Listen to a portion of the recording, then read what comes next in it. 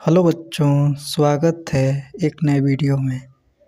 मैं अमित आपका स्वागत करता हूं अमित वाईटी चैनल में।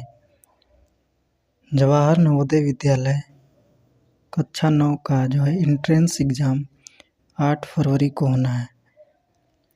तो आप जो है सारे चैप्टर्स जो है पढ़ चुके होंगे।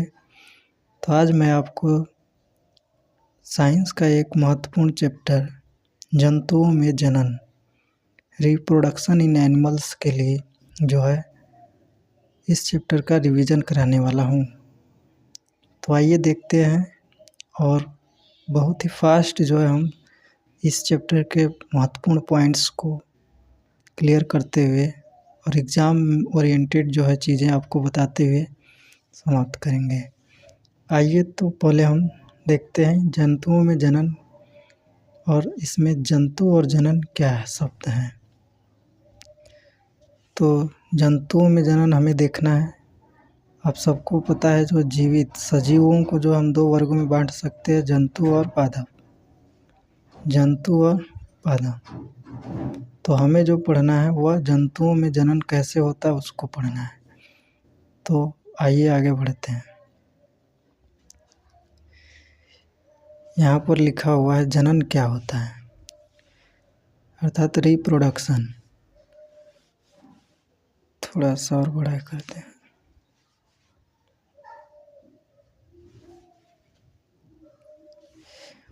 तो जनन वह प्रक्रिया है जिसमें जीव जो है अपने ही समान अन्य जीवों को जन्म देता है। कभी अगर इस तरह से क्वेश्चन आ जाए कि जनन क्या है, प्रजनन क्या है, तो वह प्रक्रिया जिसके माध्यम से जीव अपने ही समान अन्य जीवों को उत्पन्न करता है वही क्या कहलाता है, प्रक्रिया प्रजनन का।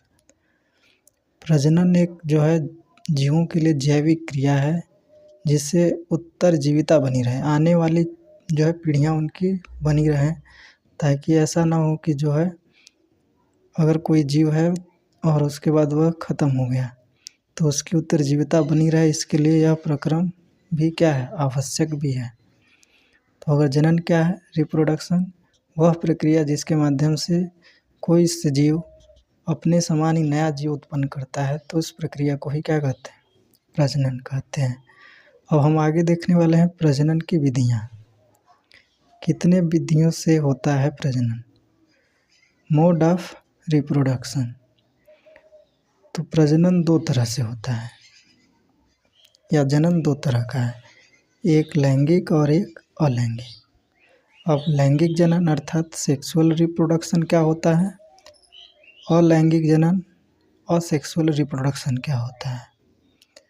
लैंगिक जनन में 2 युग्मक का संलयन होता है।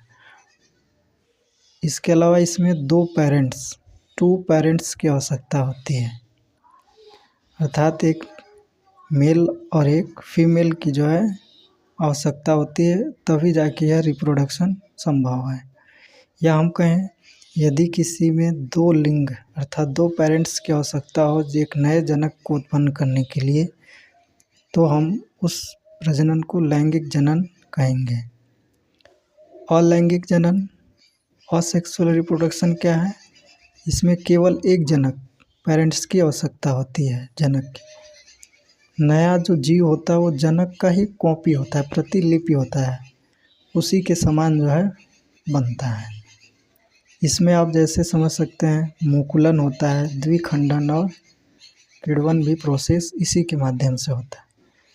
इसमें आप समझ सकते हैं हाइड्रा, अमीबा, पैरामीशियम, इन जीवों में जो है अलैंगिक जनन होता है। तो पहला ही क्वेश्चन आता है कि हाइड्रा में किस प्रकार का जनन होगा, तो अलैंगिक जनन होगा। अगले प्रोसेस पर बढ़ते हैं। तो आप यहाँ समझ चुके होंगे कि जनन क्या है और जनन की 2 विधियाँ हैं, और जंतुओं में किस प्रकार का जनन। और लैंगिक जनन देखिए 2 तरह से जंतुओं में भी होता है, फूल वाले पौधे में भी होता है, जिनमें फ्लावर फूल लगता है उनमें भी जो है लैंगिक जनन होता है। उनमें भी जो है मेल और फीमेल पार्ट पाया जाता है, जिसमें नर युग्मक और मादा युग्मक की बात होती है। स्त्री केसर और पुंकेसर होते हैं। जंतुओं जैसे मानव, जानवर, इस तरह का जो है जीवों में लैंगिक जनन होता है, और फूल वाले पौधों में भी जैसे आम, सरसों, इनमें लैंगिक जनन होता है। तो मोटा मोटा यदि हम आपको समझाने का प्रयास करें तो जनन क्या है और यह कितनी विधियों से हो सकता है। तो जनन वह प्रक्रिया है जिसमें हम नए अपने ही समान नया जीव उत्पन्न करते हैं या जन्म देते हैं, जनन कहलाता है। यह क्यों आवश्यक है? जीवों की उत्तरजीविता बनाए रखने के लिए यह प्रक्रम जरूरी है। और जनन की विधियां दो हैं, लैंगिक जनन और अलैंगिक जनन। लैंगिक जनन में हमें दो पेरेंट्स की आवश्यकता होती है, अर्थात दोनों से जो युग्मक मिलते हैं वे दोनों मिलकर एक जाइगोट का निर्माण करते हैं, जैसे मानव, जानवर, फूल वाले पौधे, इस तरह का। और इसमें जो होगा वह सिंगल पेरेंट्स जो है नए जीव को उत्पन्न कर देता है। पहले हम जानते हैं मानव में प्रजनन कैसे होता है। मानव में यानी में जो है ह्यूमन में रिप्रोडक्शन इन ह्यूमन। तो मानव में जो है प्रजनन के लिए दो का होना जरूरी है। आपको पहले से पता है कि लैंगिक जनन है तो एक होता है मेल, एक होता है फीमेल, अर्थात नर और मादा। मेल से जो है शुक्राणु बनता है जिसे नर युग्मक कहते हैं। फीमेल में अंडाणु बनता है, उसे मादा युग्मक कहते हैं। जब यह दोनों संलयित होते हैं, फ्यूजन होता है, इनमें मिलते हैं तो युग्मनज का निर्माण होता है, जाइगोट का निर्माण होता है। प्रजनन का यह प्रथम चरण या जनन का यह प्रथम चरण होता है।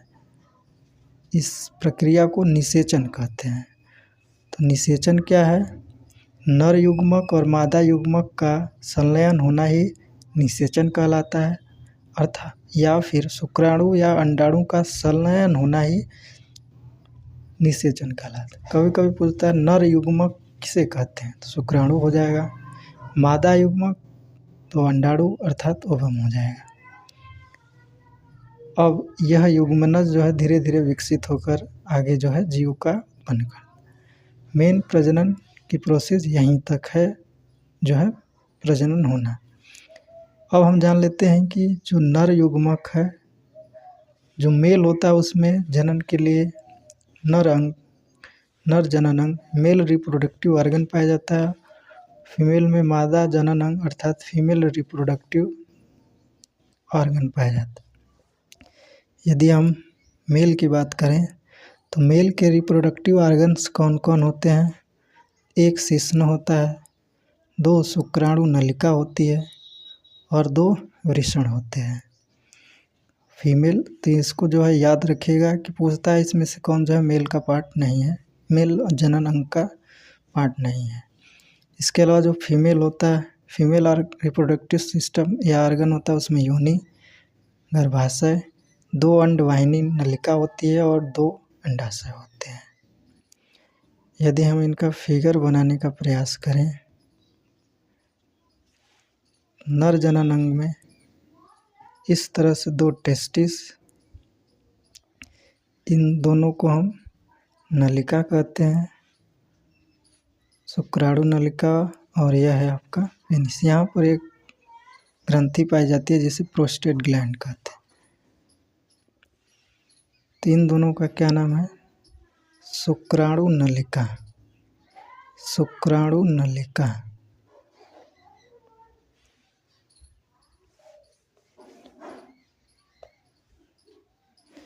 और इसका नाम है वृषण, टेस्टिस कहते हैं, और यह है आपका शिश्न। वृषण में ही जो है स्पर्म शुक्राणु का निर्माण होता है और शुक्राणु नलिका द्वारा पेनिस के रास्ते डिस्चार्ज होता है। पेनिस का क्या काम है? शिश्न का काम तो स्पर्म को डिस्चार्ज करना। ऐसे ही आगे चलते हैं मेल रिप्रोडक्टिव सिस्टम। तो मेल रिप्रोडक्टिव सिस्टम में अगर हम देखें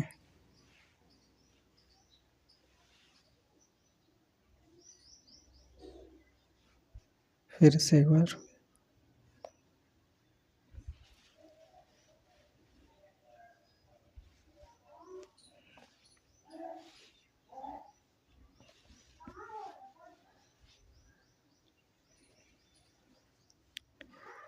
मेल में भी जो है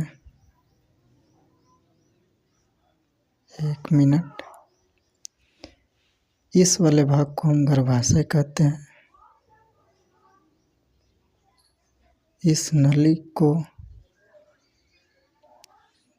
अंडवाहिनी नली या फैलोपियन ट्यूब कहते हैं। अंडवाहिनी, और यहाँ होती है ओवरी, यानी यह है अंडाशय। तो इस तरह से जो है फीमेल जो है रिप्रोडक्टिव ऑर्गन पाए जाते हैं। आइए देख लेते हैं कि यह प्रजनन का जो पाथवे है, यह जो कैसे कंप्लीट होता है। तो सबसे पहले जो नर से शुक्राणु निकलता है, स्पर्म व वेजाइना के रास्ते यूट्रस में डिस्चार्ज होता है। यूट्रस के पास आगे बढ़ने पर फैलोपियन ट्यूब में, कहाँ पर? फैलोपियन ट्यूब में ओवम और स्पर्म संलयित होते हैं। फ्यूजन होता है, संलयन होता है। वहाँ के बाद वह जाइगोट का निर्माण होता है। जाइगोट के बाद जो है वह थोड़ा सा मैच्योर होने के बाद गर्भाशय की दीवारों से आके चिपक जाता है, और वहीं से जो है भ्रूण का निर्माण होता है। और भ्रूण के बाद फीटस का निर्माण होता है। फीटस के बाद जो है शिशु बनता है। इस पूरे प्रक्रिया में आपको ध्यान देना है कि जो है यह पूरी प्रक्रिया होती है। फैलोपियन ट्यूब में जो है निषेचन होता है। और निषेचन पूछे कहाँ होता है? फैलोपियन ट्यूब में। तो आप समझ पा रहे होंगे कि जो है रिप्रोडक्टिव सिस्टम मेल का क्या होता है, फीमेल का क्या होता है, और यह प्रोसेस कैसे होता है। आगे हम चलते हैं। मानव में जो भ्रूण का विकास होता है वो गर्भाशय यूट्रस में होता है। और आपको ध्यान रखना है, जो यूट्रस है वह 3 परत की बनी होती है। भ्रूण क्या होता है, एम्ब्रॉय क्या होता है, जो युग्मनज है, जाइगोट जो बना है वो सेल डिवीजन करके कोशिकाओं के गुच्छे के रूप में बन जाता है। और ढेर सारी कोशिकाएं अगर एक साथ जो है जुड़ने लगे तो उससे ऊतक का निर्माण होता है, और ऊतक जो है अंगों का निर्माण कर देते हैं। फीटस क्या होता है? तो भ्रूण ही होता है, लेकिन वह अवस्था जिसमें शरीर के सभी अंगों को पहचाना जा सके, उसको हम कहते हैं फीटस। अर्थात हम उसके अंग जैसे हाथ, पाँव, भ्रूण में ही अगर इस सब की पहचान हो पाए आसानी से, तो उस अवस्था को हम फीटस कहते हैं। तो यदि बच्चा जब भ्रूण में हो तो उसको जो है पोषक तत्व कैसे मिलता है? तो उसके साथ जुड़ा होता है प्लेसेंटा और इम्निकल कार्ड। प्लेसेंटा जो है उसका चक्री का होता है। उसके बाहर एक जो है इस तरह से निकला होता है, जो बच्चे के नाभि के साथ जुड़ा होता है। यही जो है प्लेसेंटा और इम्निकल कार्ड भ्रूण के विकास में ऑक्सीजन व पोषक तत्वों को प्रदान करते हैं। जो भी जो है बच्चे की माँ खाती पीती रहती है, उसे जो पोषक तत्व मिलता है उसको ब्लड के माध्यम से जो है इसी इम्निकल कार्ड से होते हैं, प्लेसेंटा से उस बच्चे को मिलते रहता है। अब आगे हमें इसी में पढ़ना था, कुछ अन्य टॉपिक हैं, देख लेते हैं। अंडप्रजक। अंडप्रजक क्या होते हैं? जो जंतु अंडे देते हैं उन्हें हम अंडप्रजक कहते हैं। आपको पता, कुछ जो है जंतु अंडे भी देते हैं और कुछ जो है बच्चे भी देते हैं। अंडे देने वाले जंतु को हम अंडप्रजक कहते हैं, जो जैसे मछली, मेढक, तितली, छिपकली, मुर्गी इत्यादि, यह जो है अंडे देने वाले।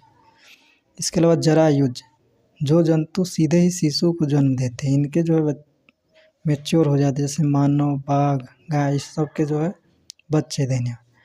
अब हम एक चीज़ और समझ लेते हैं कि जो है आंतरिक निषेचन और बाह्य निषेचन क्या है। आंतरिक निषेचन और बाह्य निषेचन। आंतरिक अर्थात इंटरनल फर्टिलाइजेशन और एक्सटर्नल फर्टिलाइजेशन।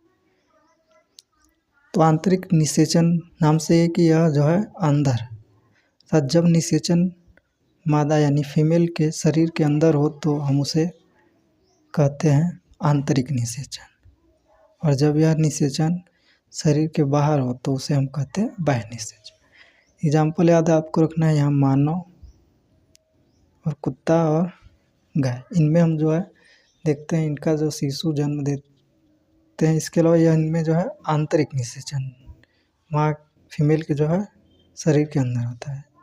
तो बाह्य निषेचन ज़्यादातर मछली, मेढक इनमें जो है बाह्य निषेचन होता है।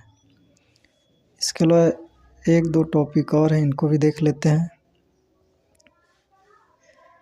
मेटामॉर्फोसिस क्या होता है, कायांतरण क्या होता है। तो देखिए ध्यान से, कुछ विशेष परिवर्तनों के साथ जो टेडपोल होते हैं वह वयस्क में रूपांतरण होता है, उनका वयस्क में रूपांतरण होता है। इस प्रोसेस को ही मेटामॉर्फोसिस कायांतरण कहते हैं। इस प्रक्रिया में जो है जल में आयोडीन उपस्थिति के कारण जो है टेडपोल जो है वयस्क मेढक में रूपांतरित हो जाए। यदि आयोडीन की कमी पाई गई तो वह जो है वयस्क में नहीं हो। यह प्रोसेस जैसे मेढक और रेशम के कीट में ही पाया जाता है। इनमें ही जो है इस मेटामॉर्फोसिस अगर हम कहें तो जब वह जीव जन्म लेता है उस दौरान और जब वह वयस्क होता है तो इस दौरान जो है कई सारे उसमें परिवर्तन हो जाते हैं। उनके काया शरीर में परिवर्तन को ही क्या कहते हैं, कायांतरण। तो यह मेढक और टेडपोल में देखा जाता है। यदि हम मेढक के बारे में बात करें तो पहले उसका अंडा उसके बाद जो है कुछ आरंभी टेडपोल होते हैं, बाद का टेडपोल और वयस्क। अंडे से आरंभिक टेडपोल के दौरान उसमें पूँछ होती है, पूँछ। लेकिन जब वही वयस्क जो है मेढक बनता है तो पूँछ धीरे धीरे ख़त्म हो जाती है। इस समय उसकी जो आकृति, जो इस फिजिकल स्ट्रक्चर होता है वह अलग होता है और वयस्क होने के दौरान अलग होता है। ऐसे ही जो है रेशम के कीट में भी होता है, उसका अंडा, फिर उसके बाद लार्वा या इल्ली बनता है, फिर प्यूपा और वयस्क हो जाता है। और उस दौरान उसके चीज़ों में बहुत ज़्यादा परिवर्तन होता है। अगला है आपका अलैंगिक जनन क्या होता है। अलैंगिक जनन जैसे आपको बताया, इसमें जो नए जीव उत्पन्न होते हैं एकल जनक से उत्पन्न होते हैं। इसमें हमें जो पढ़ना है एनसीईआरटी में दो ही चीज़ दिया हुआ है इसमें, खंडन, फिजन और जो है मुकुलन, बडिंग।